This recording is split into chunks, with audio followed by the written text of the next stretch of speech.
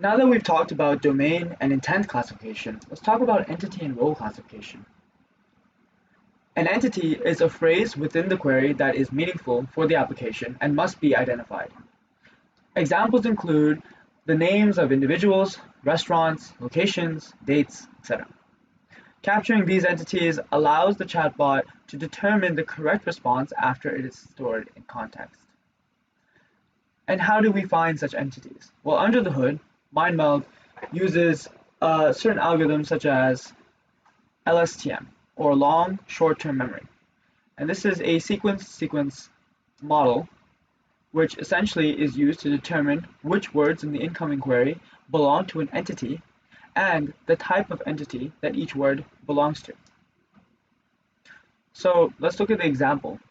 After we've selected the right domain or intent, in the query book a flight to Miami, the detected entity is Miami because it's a location. In the query films with Tom Hanks, the entity is Tom Hanks because this is the person's name. Now we can drill down even further on entities and figure out what role they play in the sentence. Now you might have two entities in a sentence, let's say they're both times, but they might have a different role. So roles further classify how the entity is being used in the sentence. For example, schedule a meeting from 10 a.m. to 12 p.m. Both underlined words are entities. However, 10 a.m. serves as the start time and 12 p.m. is the end time. Or in this case, noon. So now we know what entities are and what roles are. And we also know that we detect entities and roles within each of the intents because there might be slightly different contexts in which certain entities are used throughout different intents. So this is not something that's a global classifier. Now let's talk about system entities versus custom entities. A system entity, by default, MindMeld has recognizes 21 different entities across 15 languages. And an example of entity is something like systime, sysinterval, sysduration, or sysnumber. Systime would be something like today, Tuesday, February 18th, last week. Sysinterval would be from one time to another time, so Monday to Friday, Tuesday 3 p.m. to Wednesday 7 p.m. A duration would be the length of that time, so 2 hours, 15 minutes, 3 days.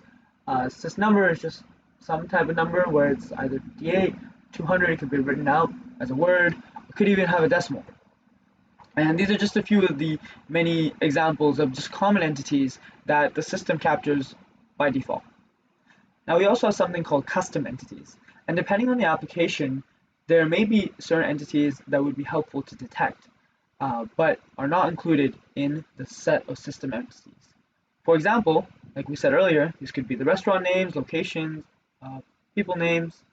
So MindMeld has a specific markup that can be used when defining training data that will trigger app-specific entity recognizers to be trained. So putting it together, you might have a query that says, hello, we say that the domain is store info and the intent is greet. Then the person asks, hey, when does the store on Elm Street close today? We again say, okay, this is store info, well, since we only have one domain. And their intent here is to get store hours. So we had the intent classifier figure out and classify this query to be this particular intent. Now, we then used our entity recognizers to read through this query and figure out that Elm Street is a store name and today is a systime. This will be helpful for our dialog handler. Then we have where is the nearest Quickie Mart? This is a different intent, find nearest store. When does that store open tomorrow? We know that tomorrow is this time and we're trying to, the intent here is to get store hours. Lastly, we get a goodbye. So the intent here is to exit or end the conversation. These are some examples of how the system can classify the incoming query accordingly. Now we'll get into how to actually